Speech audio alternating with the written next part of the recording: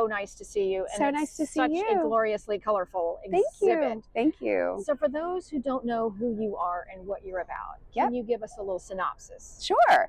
So I was lucky to be found by Donna Wilder, who started Free Spirit Fabrics back in 2005. I signed a contract with Free Spirit Fabrics and designed ever since then collections of fabric. And I grew up sewing and doing all sorts of crafts, but I was never exposed to quilt making until I came into the industry.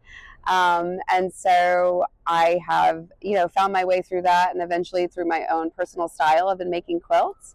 And I actually just at the quilt market that we were just at, I launched my own textiles division with Northcott Fabrics called Anna Maria Textiles. So all those goods are shipping next year. So but I've been writing patterns and books, both in quilt making, garment making, embroidery, needlepoint for a while. So I have 3 sewing and embroidery books, and I've just published my first quilt making book. Right. The show. And your fabrics are known for florals, botanical, color on a grand scale.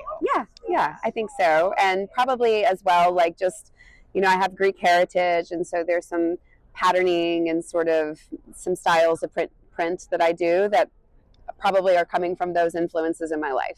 Yeah, absolutely. Yeah. So this has a really interesting story. This quilt in particular. Yeah.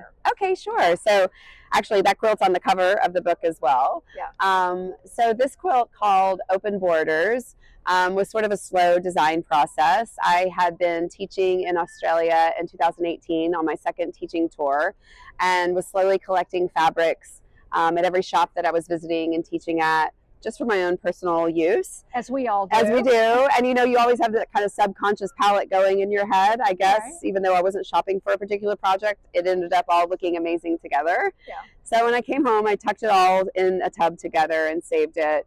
And fast forward a few years later, I was newly in love in Sydney with my partner, and the world shut down in March of 2020. Right. And so barely got home after the borders had closed, and I had to spend the next 2 years without seeing my partner, Vince. And it was a sad time for not just me, but for all of us, because of what we weren't going to do that we had planned to do, right? So I canceled an Australian tour. I canceled all my other teaching. Had to just, adjust to the new life that everyone was in. Yeah. And I came across this tub of fabrics that I had forgotten I had. And I thought, well, this will be a nice cathartic sort of exercise to, and maybe a bit of a prayer to have the world open again and be able to revisit Australia through your fabric. And so I was remembering what fabric I got from each store. And so this design slowly came about, and it's why I named it Open Borders. And just the organization of color and these sort of flying forms with the light in the center, to me felt a bit of like an unveiling of light at the end of the tunnel, And so yeah, it was a very special quilt to design, to sew, and now a special one to have in my life with my new husband, who I married, even despite our 2-year separation during that time. So yeah. And so what are your quilts known for? Because I don't know. Well, that's part of this exhibit, is that you have this sort of, I don't want to say formulaic way that you lay them out, but you have found over the years that there is a method that you follow. Well, it's funny because I've only recently discovered in the past few years what it is I'm really doing when it's like a self-discovery, that I was really relying on the structure of the design before I start choosing colors or the style of patchwork or the intensity of the applique, which is why I called my new book Blueprint Quilting. I think I was trained as a fine artist and went to art school, and so I painted on 6-foot canvases and was always thinking about the overall composition, and of course I was taught color theory, so even my color choices in my paintings were always based on that. Right. And I approached quilt making really no differently. And so when I sort of discovered that about my process, that I'm always using a few different structures, but just kind of reimagining them with different scales of patchwork and color and print, I thought, that's a kind of interesting way to write a book from that perspective. And it's an interesting way to teach. And so none of my techniques or the blocks that I'm including are complicated or new things. You actually, it looks like you let the fabric really showcase. I do. So my color choices, lots of little bits. You're leaving that nice big bold. Yeah. So in some places it's small patchwork. Like this quilt actually is a good example of fussy cutting and using large scale prints, but also just next to that you can see there's really teeny tiny patches as well to create texture.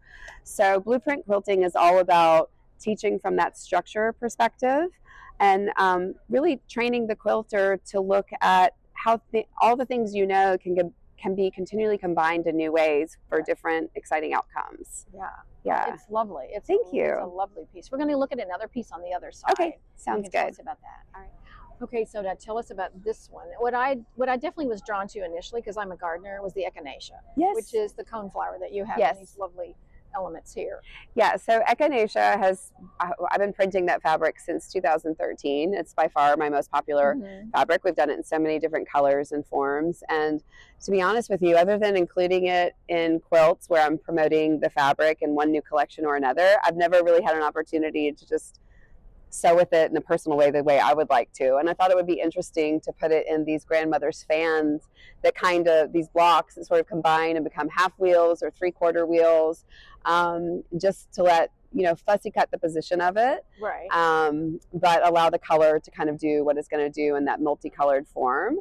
And so this quilt kind of follows what I call the grand central structure, where it's just really concentric squares in terms of the whole layout. I mean, you could call it a medallion quilt if you want to, but when I was laying out the blocks around the center patchwork, I call it this quilt spontaneity, because I was going to really allow myself to build it from the center out and just finish the center and then see what else I was going to add, like sort of like a border at a time. Right.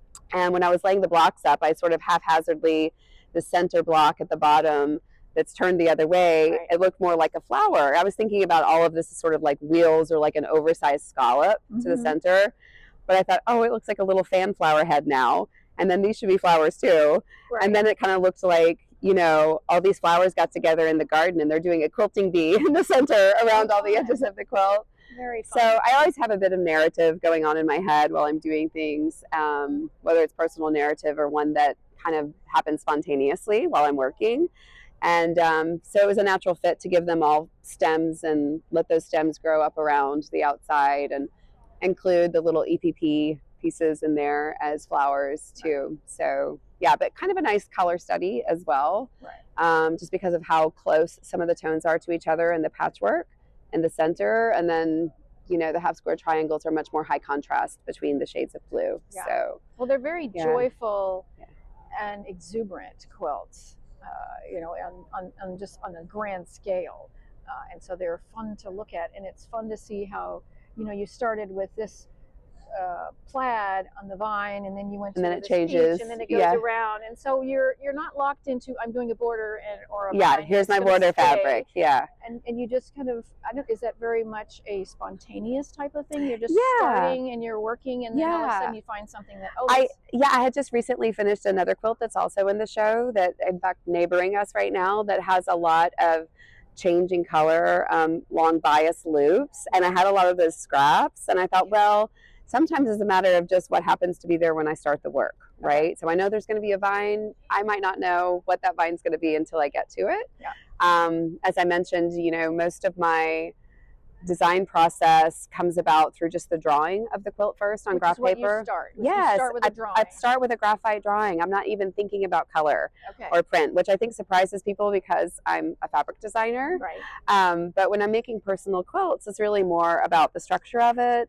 And then sometimes also like how light or dark it is, like where are the darker parts going to be, where are the lighter parts going to be, because that's what helps us see the structure, right? And then those things get translated into color sort of right as I begin the cutting and sewing. Fabulous. So, fabulous. So, well, it's been great learning about your work and about your book. And for those people who they're here, they can get it at the show. I'm in booth 1019 over in the Craft South booth. If you're not at the show. If you're not at the show. This is hot off the press. Hot off the presses. In fact, I got early permission to have these quilts in the show because the official publication date is November 15. Okay. So that's just, we're on October 31. I'm dressed as Frida Kahlo today. So it's Halloween now. It'll be out in a couple of weeks, but we have been pre-selling them. There's a lot of other shops around the world that have the book in stock. So I would just do a general search on Blueprint Quilting.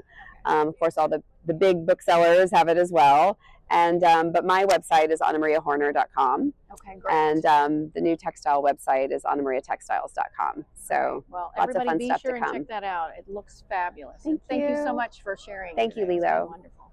Same. Thanks.